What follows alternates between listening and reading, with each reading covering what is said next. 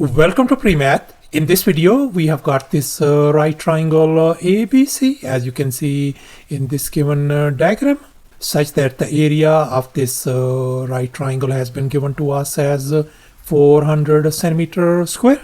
The hypotenuse of this triangle is 40 centimeter. And moreover, this angle BAC is being represented by X. And now our task is to find the value of this angle X. Please don't forget to give a thumbs up and subscribe. And please keep in mind that this figure may not be 100% true to the scale. And in this video, I'm going to share with you with two different approaches. So therefore, please watch the video till the very end. Let's go ahead and get started. And here's our very first method. And here's our very first step. I'm going to label the side lengths of this triangle. I'm going to label this side lowercase a, this lowercase b, and the hypotenuse lowercase c.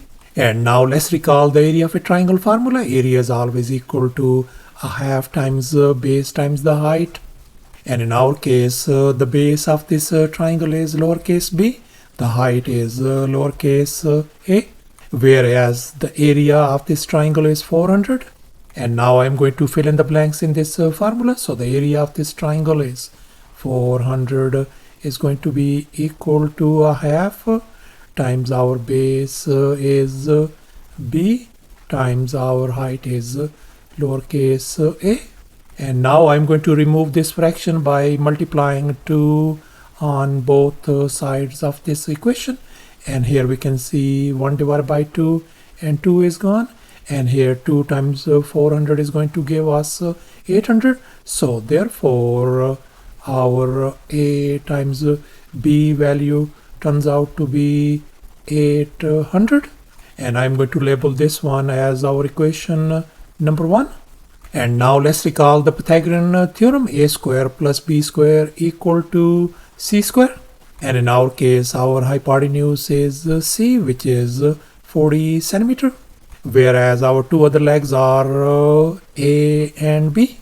So therefore, we can fill in the blanks. So this is going to be A square plus B square, and our C value is 40. So that's going to become 40 square. Let's simplify furthermore. That is going to give us A square plus B square is going to be equal to 1600. And I'm going to label this one as our equation number 2. So thus we are ended up with these two equations, equation 1 and equation 2. And now let's recall this famous identity. A minus b whole square could be written as a square plus b square minus 2 times ab. And here we can see our a square plus b square value is 1600 from this equation 2. So I'm going to replace that one with 1600. And likewise, our a times b value is 800 from this equation 1. So let's go ahead and fill in the blanks in this formula. So a minus b whole square is going to be equal to 1600 minus 2 times 800. So therefore we can write a minus b whole square equals to 1600 minus 1600 is going to give us 0. I'm going to undo this square by taking the square root on both sides. So therefore we can see our a minus b value turns out to be equal to 0. If we move this b on the other side, we conclude that our side A equal to side B. So thus we conclude that this side A equal to this side B. So therefore we conclude that this triangle ABC is an isosceles triangle, since this side equal to this side. So therefore we conclude that this angle is going to be equal to this angle. In other words, this angle has got to be 45 degrees and this angle has got to be 45 degrees as well. So therefore we conclude that our angle X value turns out to be 45 degrees. So thus our angle x value turns out to be 45 degrees by using the very first method. And now I'm going to share with you the second method as well. And now let's recall this trigonometric ratio. Cosine of theta is always equal to adjacent divided by the hypotenuse. And in our case, our angle is x. For this angle x, this side AB is our adjacent side, whereas this side is our hypotenuse. So therefore we can write cosine of x is going to be equal to our adjacent side is this AB length divided by hypotenuse is 40.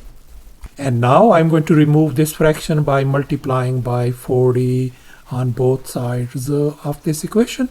So therefore we can see that this 40 and 40 is gone. So therefore our this AB length turns out to be 40 times cosine of x.